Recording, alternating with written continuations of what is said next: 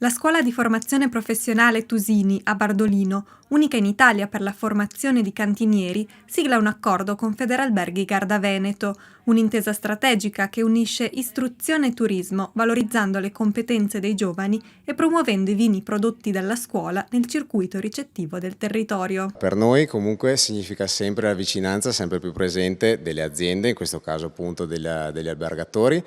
per promuovere e portare avanti quello che è il nostro corso di formazione professionale nel vitivinicolo, che parte sì dalla vigna, quindi tutta la parte di agronomica, di trasformazione del cantina e di vendita del prodotto, quindi nel formare i ragazzi alla professione del cantiniere, ma per poi chi resta con noi e prosegue anche per il quarto anno, fare tutta la parte di accoglienza in cantina, di analisi e degustazione dei vini. In tutta la scuola noi abbiamo 220 studenti, per quanto riguarda il settore del vino sono una sessantina divisi nelle prime, seconda e terza. Poi ne abbiamo un'altra decina appunto nel quarto anno tecnico.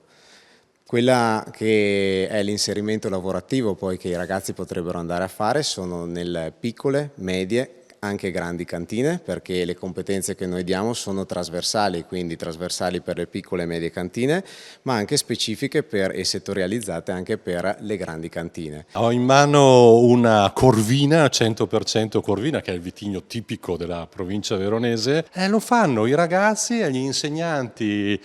della scuola salesiana dedicata alla vitivinicoltura e